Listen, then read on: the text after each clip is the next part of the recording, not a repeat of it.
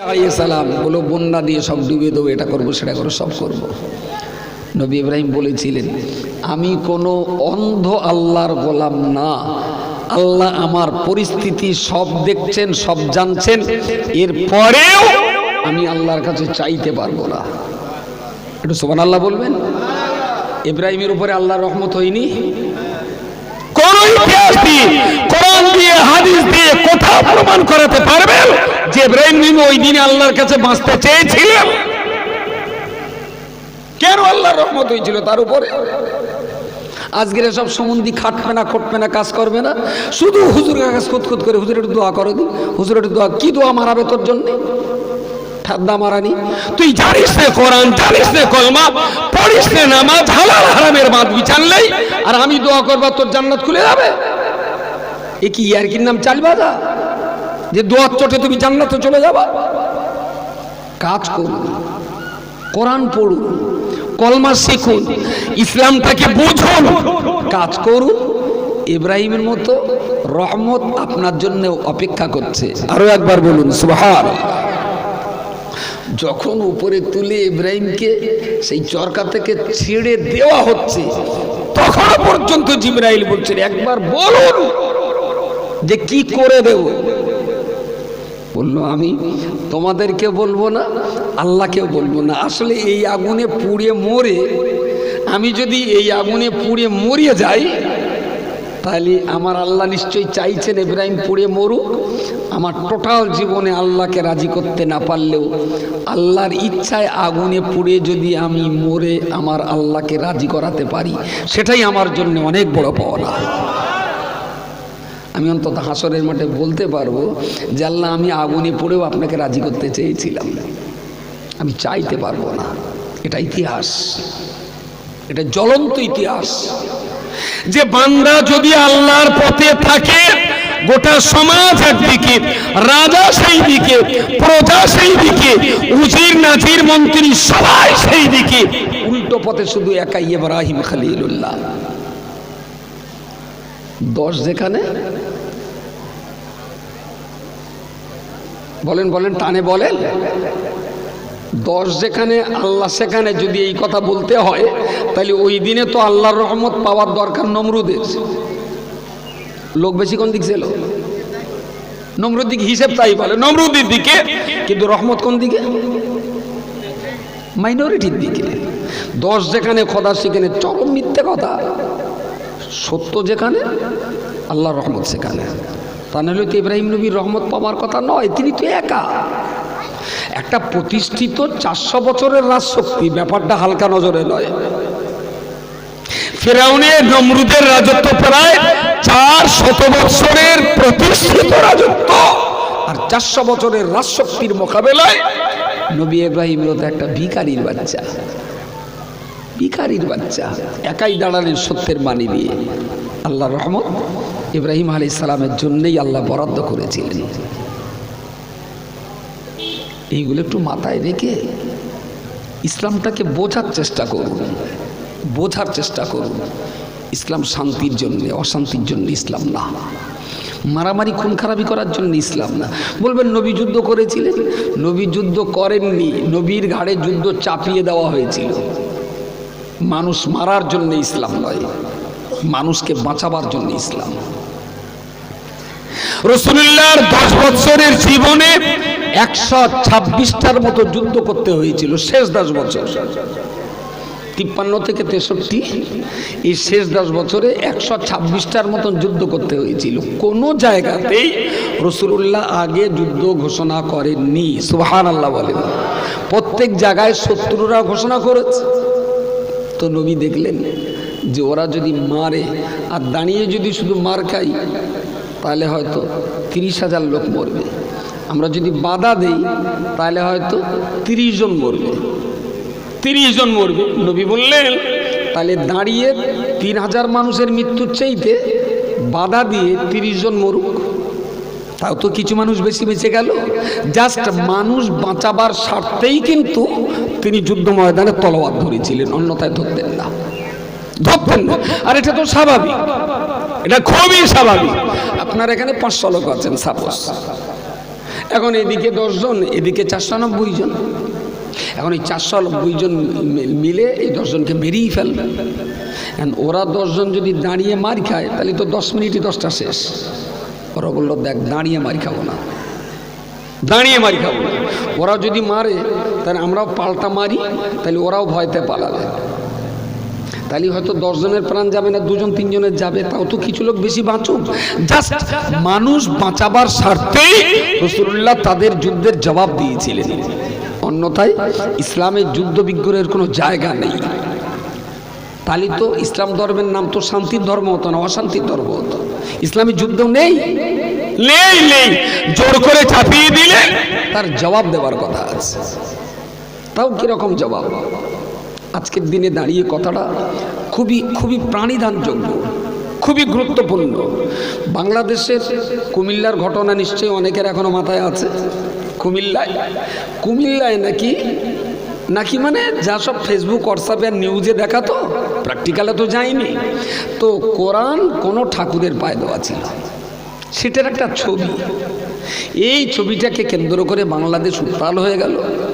মুসলমানরা বিরাট বিরাট মিছিল বার করলো, আর আবেগের বশবর্তী হয়ে বাংলাদেশের বিভিন্ন জায়গায় মন্দির ভাঙা হলো, পুজো মণ্ডপ ভাঙা হলো, এবং দুর্গ প্রতিমাকেও রাস্তার উপরে ফেলে ভাঙচুর করলো বাংলাদেশ মিন্স সেখানকার কিছু মুসলমান। আচ্ছা, দুটো পাপ বিচার করব, যে কোরআন নিয়ে ঠাকুরের পায়ে রাখা এটা একটা পাপ, এটা একটা পাপ। আর তার জবাব দিতে যে মন্দির ভাঙা, পুজো মণ্ডপ ভাঙা, তারপরে প্রতিমা ভাঙা, এটা পাপ। যদি দুটো পাপকে বিচার করা হয়, প্রথমটা বড় না পরেরটা বড়? কথা বলেন, কথা বলেন। প্রথমটা বড় না পরেরটা বড়? হ্যাঁ হ্যাঁ, প্রথমটা বড়। কোরআন শরীফ পার কাছে রেখেছে। আচ্ছা, যার পার কাছে রাখা আছে সে লোকটা জানতো না মরা? কথা বলে, ভেরি গুড। তা তোমার বাপ মরার পরে একটা কোরআন যদি বাপের পার কাছে রাখা হয়, তার জন্য কি তোমার বাপের মারা হবে?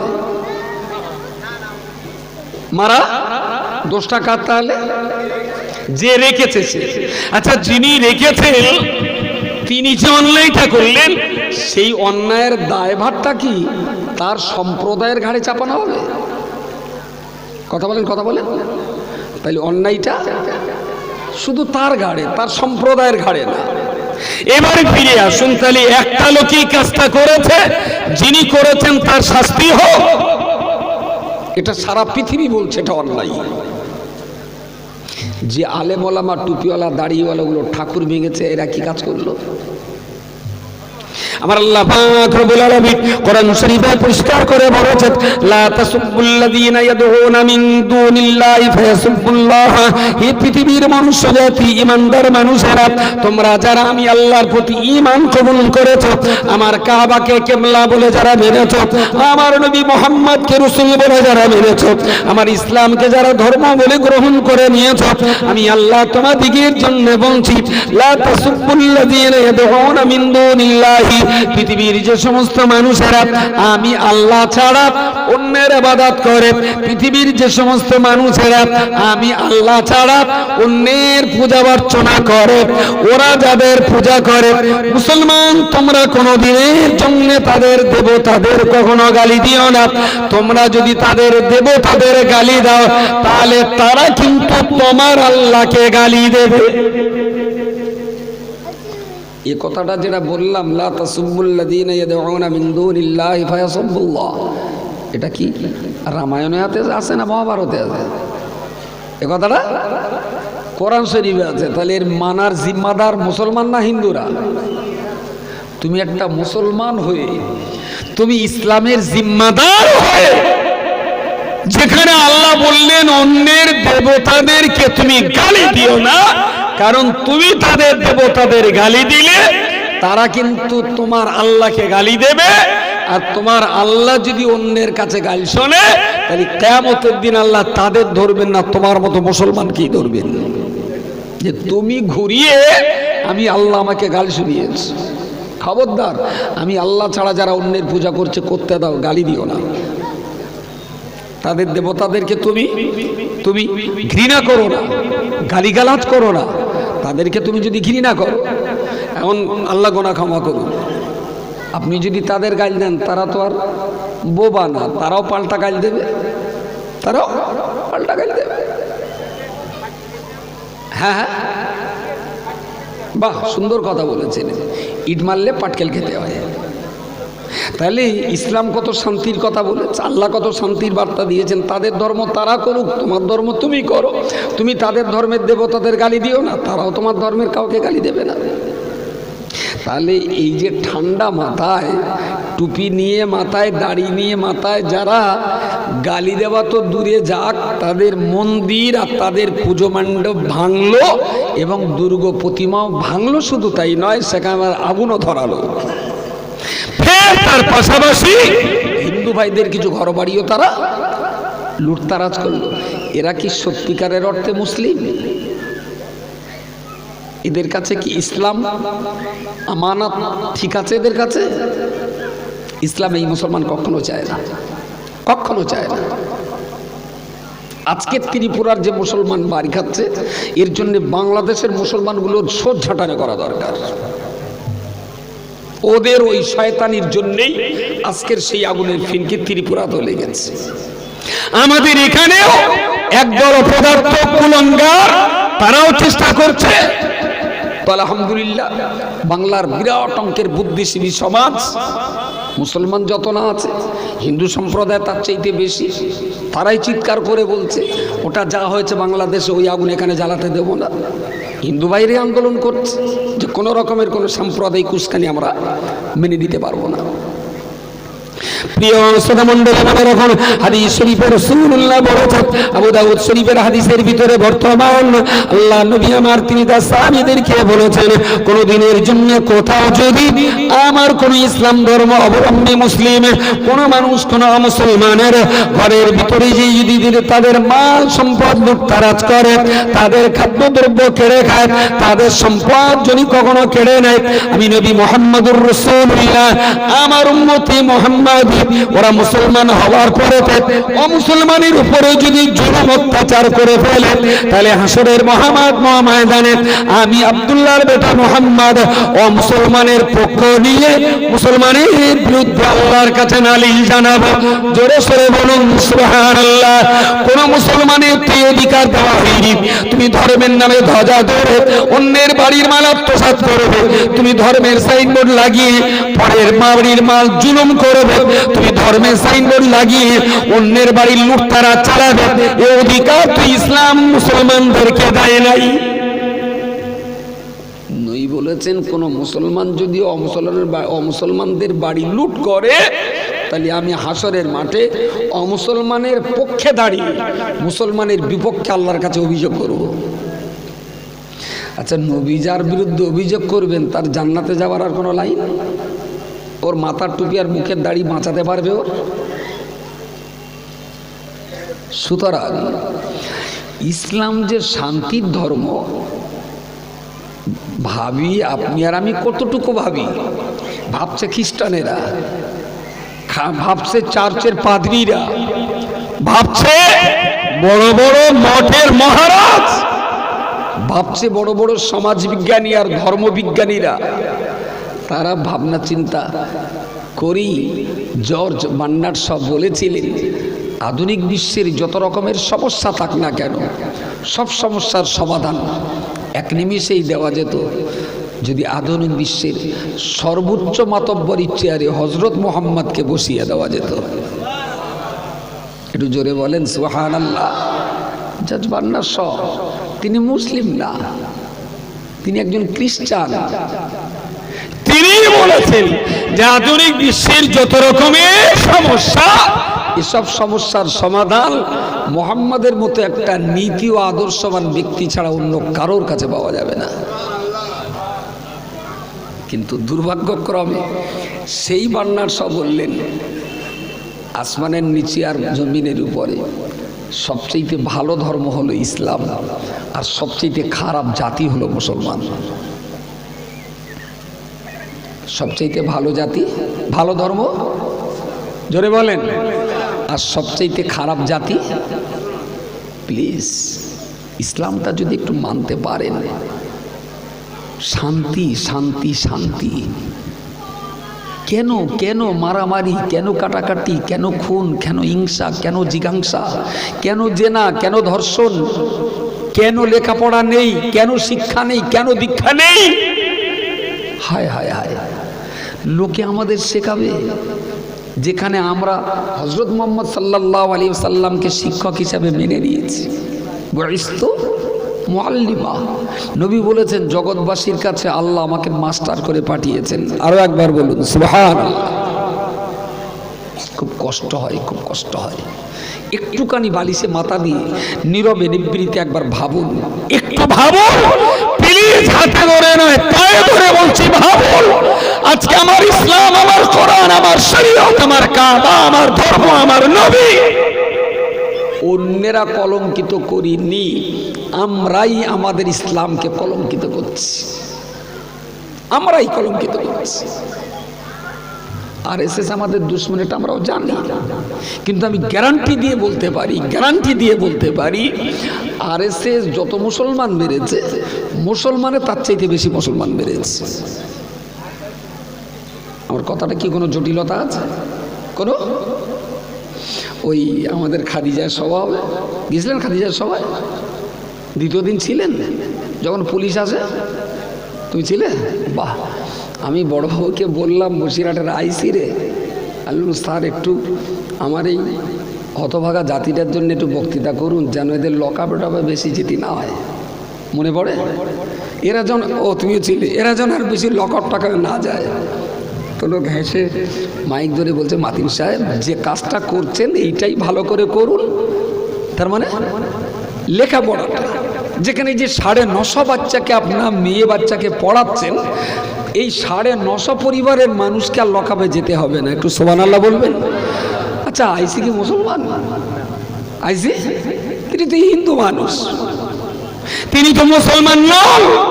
তাহলে তিনিও বললেন যে 950 মেয়েকে শিক্ষা দিচ্ছেন, এদেরকে ভালো করে শিক্ষা দিন, আন্দোলন জারি রাখো। তাহলে এই পরিবারের মানুষদেরকে আর লকআপে? তাহলে 1400 বছর আগে নবী গারে হেরায় বসে ভাবছিলেন যে এই অসভ্য মানুষগুলোকে কিভাবে সুসভ্য জাতিতে ফিরিয়ে আনবো। আল্লাহ বললেন ইয়ে করো, লেখাপড়া করতে বলো। ওসিরে বললাম স্যার এদেরকে একটু বলুন যেন লকআপে যেতে না হয়। ওসিও বললেন এদের ভালো লেখাপড়া শিখিয়ে দেন, তাহলে আর লকআপে। তাহলে 1500 বছর আগের আল্লাহর ইকরার সঙ্গে ওসির বক্তব্যটাও মিলে যায়। তাহলে এখন দুটো দিকে বলতে হবে, হয় আল্লাহ ওসির কাছ থেকে ধার করেছে, তাহলে তাহলে তিনি হিন্দু হওয়ার পরেও কিন্তু কোরআন সম্পর্কে তিনি জ্ঞান রাখেন। আর সেই মোক্ষম কথাটাই ওখানে বললেন লেখাপড়া করা। লেখাপড়ার কোনো জবাব নেই, এর কোনো বিকল্প নেই। আপনি লিখে রাখুন, যে সমস্ত বাবা তাদের সন্তানদের লেখাপড়া না শিখিয়ে 9, 10, 11, 12, 13 বছর বয়সে যাদের বাচ্চা সেলাই কাজে, সাইকেলের দোকানে, ফুচকার ব্যবসায়, আইসক্রিম বিক্রিতে, যারা তাদের সন্তানদের শিক্ষা না দিয়ে, যারা তাদের সন্তানদেরকে কাজে লাগিয়ে পয়সা রোজগার করাচ্ছে, ওয়াল্লাযী নাফসি বিয়াদিহি, যে আল্লাহর হাতে আমার আত্মা, সে আল্লাহর কসম, এই বাবা মা জান্নাতে যেতে পারে না, পারে না, পারে না। কারণ সন্তানের হক নষ্ট করেছে, ওই সন্তানের কারণেই তার বাবা মা জাহান্নামে চলবে। পৃথিবীর কোন মুফতির কাছ থেকে ফতোয়া নিয়ে বলবেন যে মাতিন তোমার কথাটা ভুল। বাচ্চা কাঁদলে ফিডারে দুধ দিয়েছেন, বাচ্চা চাইলে আইসক্রিম কিনে দিয়েছেন, বাচ্চা চাইলে ফুচকা খাইয়েছেন, বাচ্চা চাইলে জামা দিয়েছেন, বাচ্চা চাইলে জুতো দিয়েছেন, বাচ্চা চাইলে সোয়েটার দিয়েছেন। এগুলো দিয়েছেন তো তার দেহটার যত্ন করেছেন।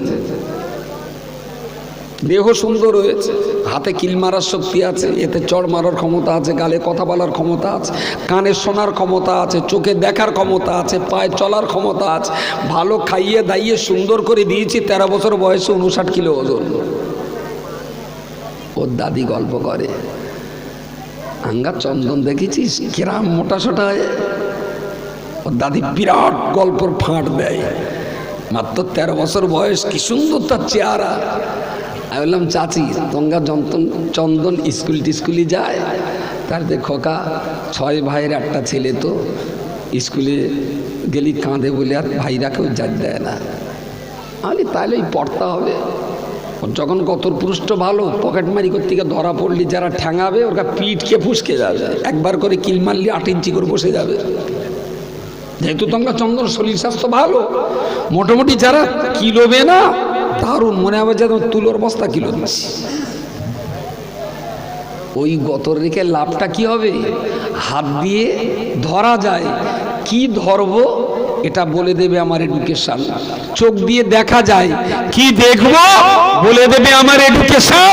কান দিয়ে শোনা যায়, কোনটা শুনলে ভালো আর কোনটা শুনলে খারাপ, এই ডিভাইডেশনটা আমাকে শিখিয়ে দেবে তো আমার শিক্ষা।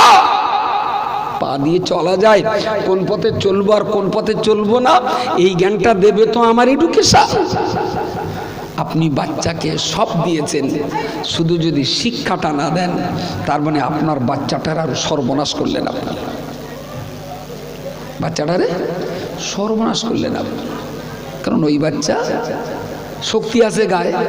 এখন কোন জায়গাটায় খরচ করবে জ্ঞানটা তো দেননি, তখন মাঠে যারে পাবে তারে কিলোবে, আর ও কিলোবে, আর পঞ্চায়েত থেকে কান্দরে উদ্বোস করতে হবে আপনার।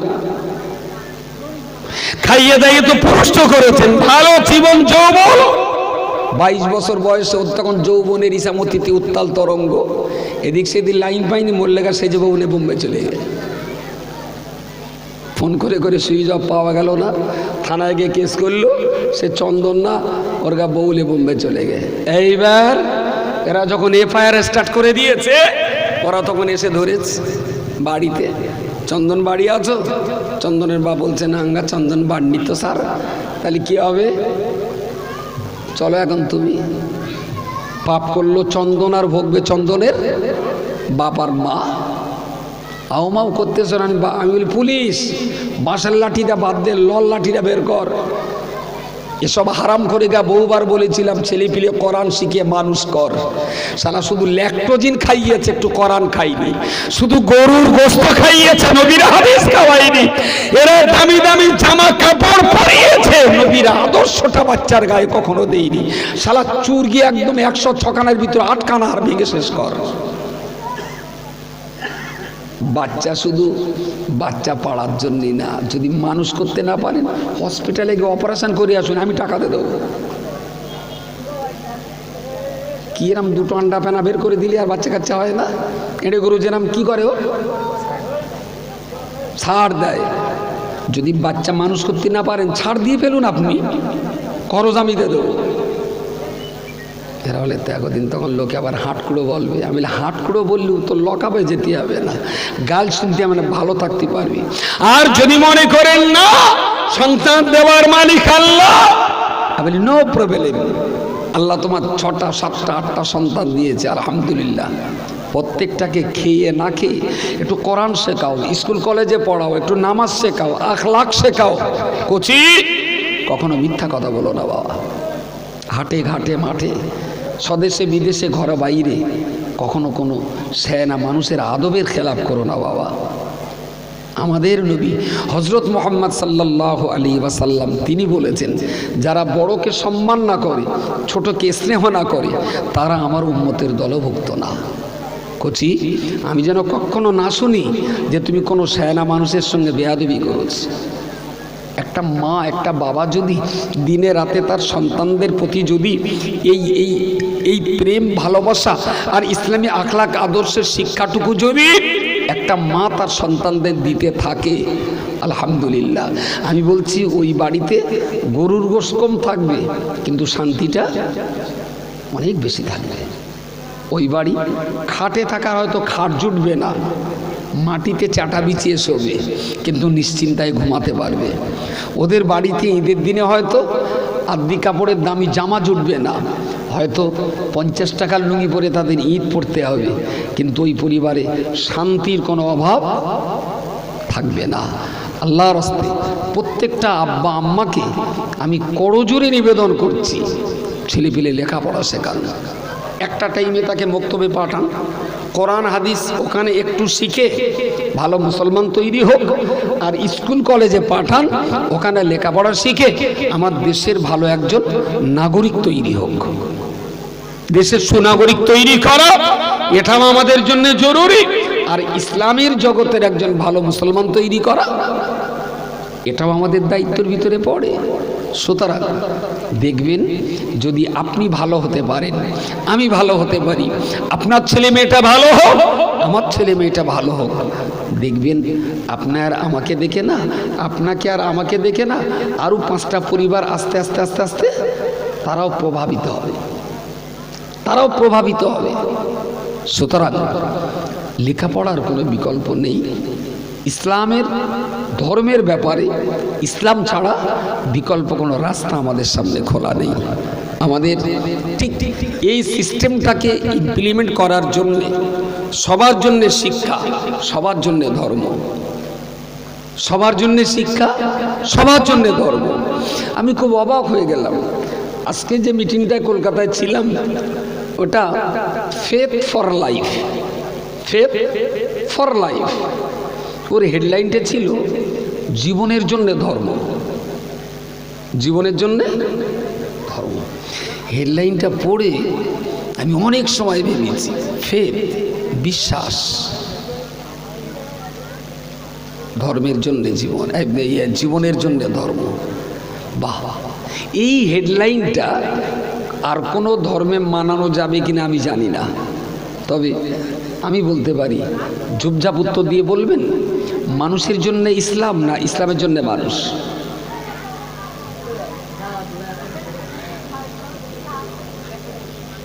আরেকবার বলি, মানুষের জন্য ইসলাম না ইসলামের জন্য মানুষ? খুব জটিল হয়ে গেল নাকি? পাখির জন্য খাঁচা না খাঁচার জন্য পাখি? খাঁচার জন্য পাখি। Very good. আসলে কি বললেন? এই সে উল্টো হয়ে গেছে। আসলে পাখিটা পুষতে হবে তাই খাঁচাড়ে নেওয়া হয়েছে। আসলে মানুষকে শান্তিতে রাখতে হবে তাই ইসলামটা তৈরি করা। ইসলাম তৈরি হয়ে গেছে, মানবে কেডা? তাহলে মানুষ তৈরি করো। কেসটা কি এইরকম না? আসলে মানুষ আছে, এদের শান্তিতে রাখতে হবে, তার জন্য ইসলামটা তৈরি করা। ইসলামের জন্য মানুষ নয়, মানুষের জন্য ইসলাম। ফেথ ফর লাইফ, জীবনের জন্য ধর্ম। আজকে খ্রিস্টানরা ছিলেন, বৌদ্ধরা ছিলেন, শিখরা ছিলেন, পাঞ্জাবিরা ছিলেন, তারপরে আপনার হিন্দু ধর্মীয় লিডাররা ছিলেন, তারপরে বৌদ্ধরা। মোটামুটি আমাদের রাজ্যে 6-7টা ধর্মের যা লিডার আছে, সব ধর্মের 2-4 জন করে লিডার ছিলেন। তা আমার তখন ওইটা দেখে না আমার মনে হচ্ছে এই কথাটা আর কোন ধর্মে পাওয়া যাবে আমি জানি না, তবে ইসলামের জায়গায় দাঁড়িয়ে আমি বলবো ফেথ ফর লাইফ, জীবনের জন্য ধর্ম। আলহামদুলিল্লাহ, জীবন পরিচালনার জন্য যদি ধর্ম হয়, সে ধর্ম পৃথিবীতে একটাই, তার নাম হলো ইসলাম। আমার কথা বলা যায়? জীবনের জন্য ধর্ম। আপনার জীবনটা ভালো চালাতে গেলে ইসলাম বলেছে পিতামাতার সেবা করো। তাহলে যদি আমি আমার বাপের সেবা করি, আমার বাপের যদি আমি সেবা করি, তাহলে এই শেখা দেখে দেখে আমার ছেলে পেলে দেখবে যে আমার আব্বা আমার দাদার সেবা করে। তাহলে আমার ছেলে আবার যখন বিয়ে করে নাতিপুতি হবে, তারা আবার তখন তাদের দিয়ে আমার সেবা করাবে। তাহলে আমার বাপের জীবনটাও শান্তি, আমার জীবনটাও শান্তি। ফেথ ফর লাইফ, জীবনের জন্য ধর্ম। তাই যদি হয় সে ধর্মের নাম ইসলাম। কারণ ইসলাম বলেছে তোমরা চুরি করো না, খেটে খাও। বুঝতে পারেন?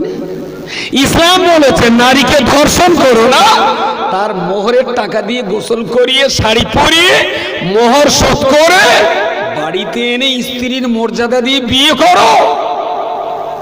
তুমি বাঁশ বাগানে, পাট বাগানে, খানার ভেতরে, জলকরের পাড়ে, তুমি কি কুত্তা যে যেখানে সেখানে যৌবনের জ্বালা মেটাবে। আরে তুমি পুরুষ, তারা নারী। এ নারী তো তোমারই জন্য তৈরি, তুমি পুরুষ তো তারই জন্য তৈরি।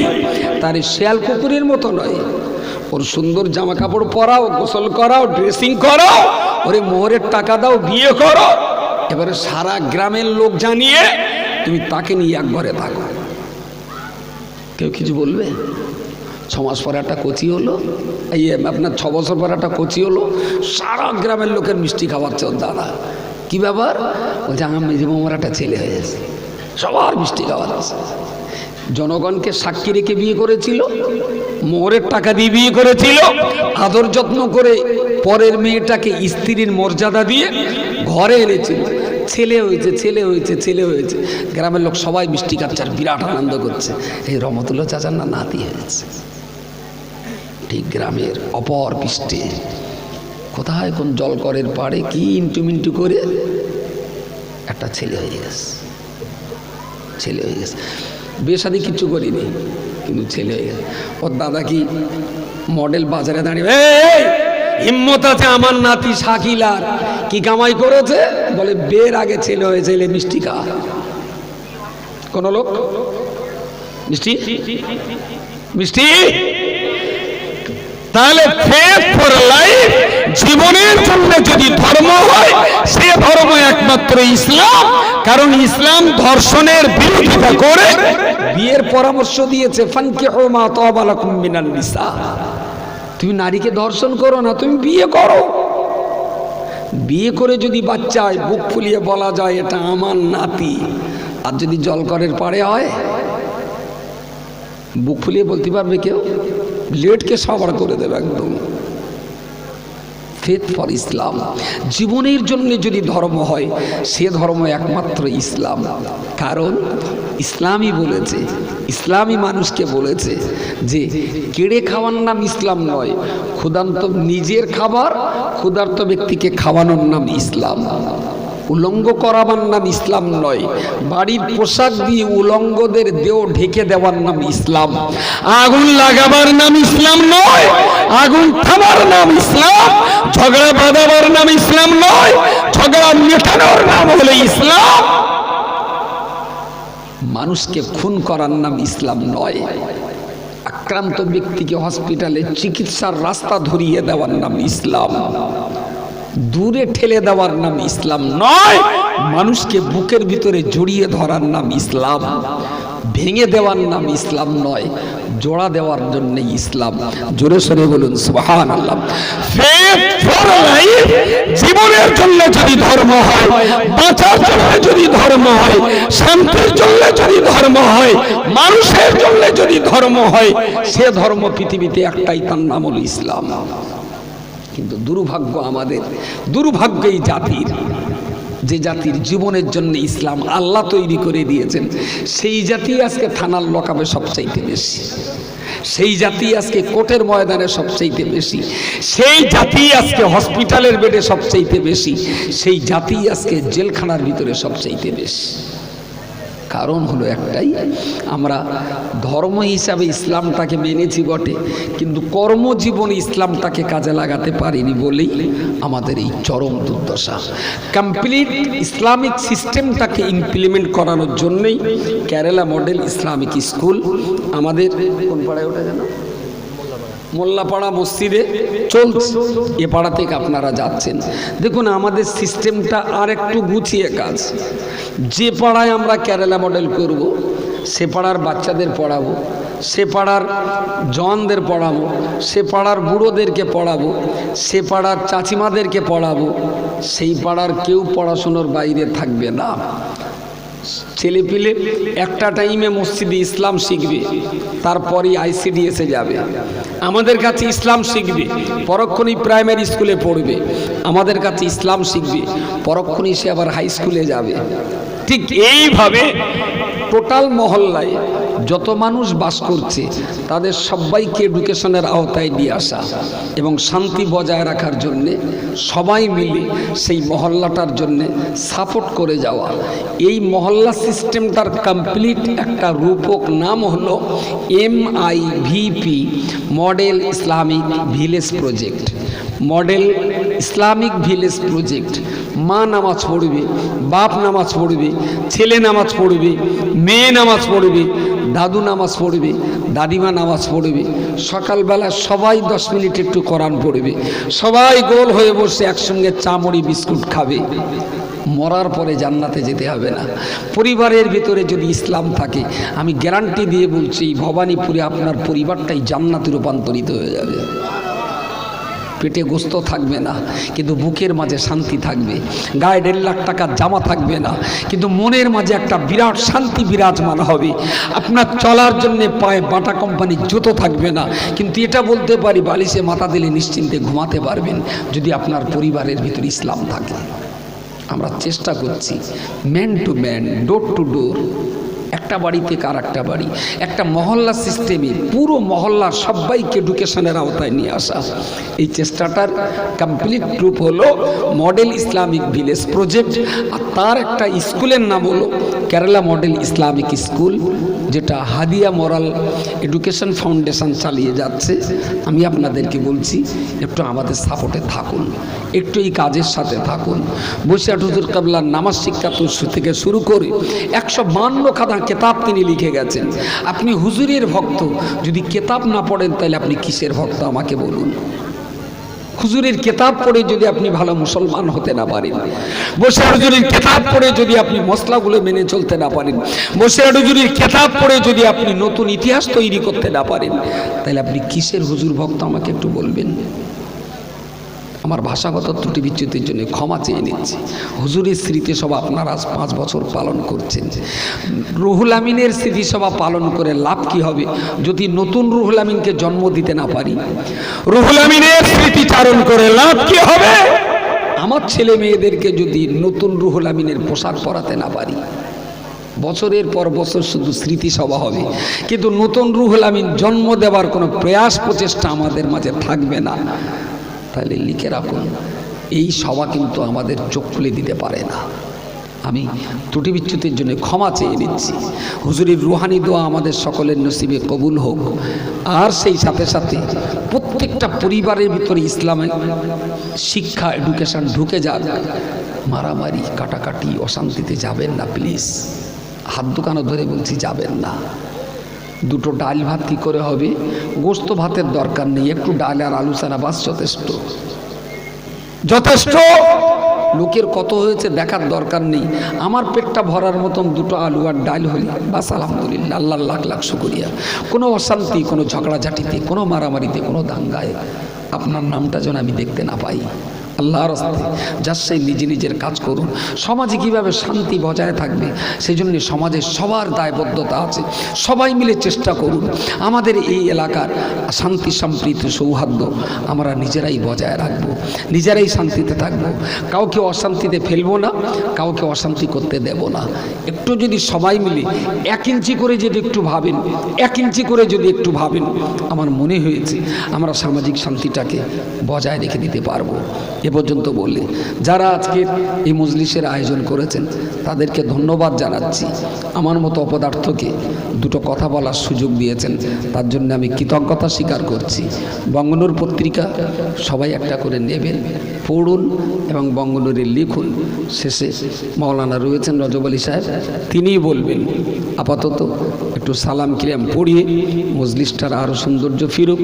আমাদের স্নেহধন্য মাওলানা সাহেব আছেন, তিনি আপনাদের সামনে সোয়ারাব ওর মাওলানা বললে কি আপনাদের 8 টাকা হচ্ছে নাকি বলেন দিন? ও একদিন কোচি ছিল, ওর নাম ধরে ডাকার অধিকার আমাদের আছে।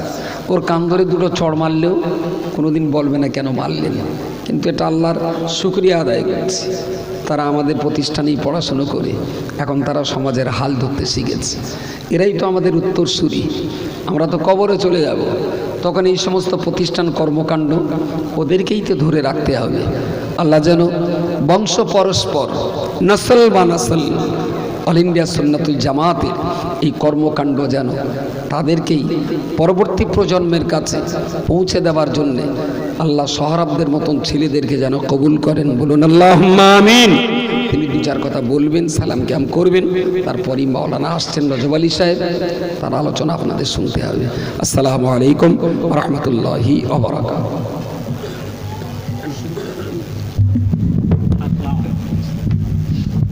সকলে আসুন একটু প্রিয় নবীর দরবারে সালাতুস সালামের নজরানা পাঠাই।